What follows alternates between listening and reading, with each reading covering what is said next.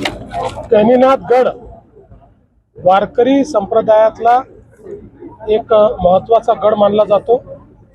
श्री संत वामनभाऊ महाराजांनी या गडाच्या माध्यमातून हजारो लाखो लोकांचं जीवन बदललेलं आहे।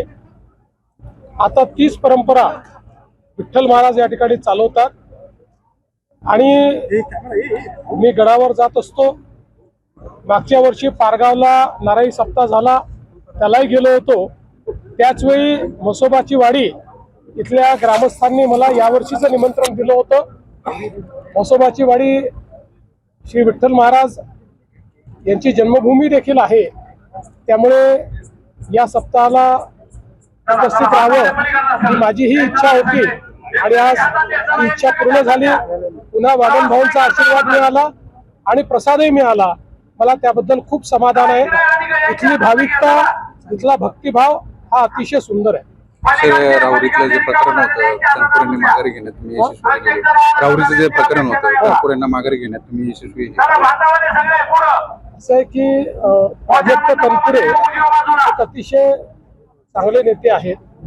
त्यांचा मागच्या काळात परफॉर्मन्सही चांगला राहिला आणि म्हणून मी त्यांना विनंती केली आणि त्यांनी ती विनंती मान्य केली, याचा मला अतिशय आनंद आहे। बारामतीची निवडणूक काय सांगा साहेब? मी आज काँग्रेसचे जे अध्यक्ष आहेत हर्षवर्धन सपकाळ यांना विनंती केली होती की बारामतीमध्ये अजितदादांच्या अतिशय दुर्दैवी आणि दुःखद निधनानंतर आता सुनेत्रा वहिनी उभ्या आहेत आणि आपल्या महाराष्ट्राची परंपरा राहिली आहे की अशा वेळी आपण साधारणपणे बिनविरोध निवडणुका करतो। जसं आराराबांच्या निधनानंतर इथे भारतीय जनता पक्षाने आपला उमेदवार उभा केला नव्हता, त्यांना मी विनंती केली। त्यांनी चर्चा करताना मला ते सकारात्मक वाटले, पण अजून आता काय निर्णय झालाय याची मला कल्पना नाही, कारण मी कार्यक्रमात होतो। सर, नाशिकमध्ये अतिशय धक्कादायक प्रकार समोर आलाय। त्या ठिकाणी एका कंपनीच्या व्यवस्थापनातील काही लोकांनी धर्मांतराचा काही प्रयत्न केला, काही महिलांचं लैंगिक शोषण नाही, हे अतिशय गंभीर प्रकरण आहे। पोलिसांनी हे उघडकीस आणलेलं आहे आणि या अशा प्रकारच्या एका टेक्नॉलॉजी कंपनीमध्ये ज्या प्रकारे त्यांनी दबाव आणून आणि धर्मांतरण आणि लैंगिक शोषण केलं हे फारच धक्कादायक आहे।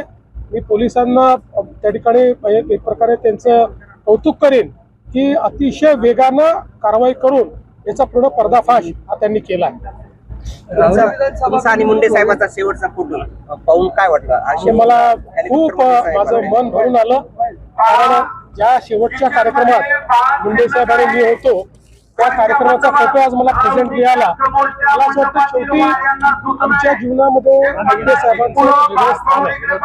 आमच्या सगळ्या वाटचालीमध्ये त्यांचा एक खूप मोठा वाटा आहे। त्यांच्याकडनं आम्ही नेतृत्व गुण शिकलो, त्यांच्याकडनं आम्ही कर्तृत्व कसं करावं हे शिकलो, विधानसभेत काम कसं करावं हे शिकलो। त्यामुळे निश्चितपणे अशा प्रकारे फोटो मिळाल्यानंतर माझं मन खूप भरून गेलं। सर, अहिल्यानगर मधील नवराष्ट्र दुसरा वर्धापन दिन आहे, ते शुभेच्छा। निश्चितपणे नवरात्राला दुसऱ्या वर्धापन दिनाच्या निमित्ताने मनपूर्वक शुभेच्छा। सर, राहुरी विधानसभा बिनविरोध व्हावी अशी अपेक्षा केली, महाविकास आघाडीने अर्ज दाखल केला। आमचा प्रयत्न होता, आमची सगळ्यांना विनंती होती। अजूनही वेळ गेलेली नाही, अजून वेळ आहे, जर होऊ शकलं तर उत्तम होईल।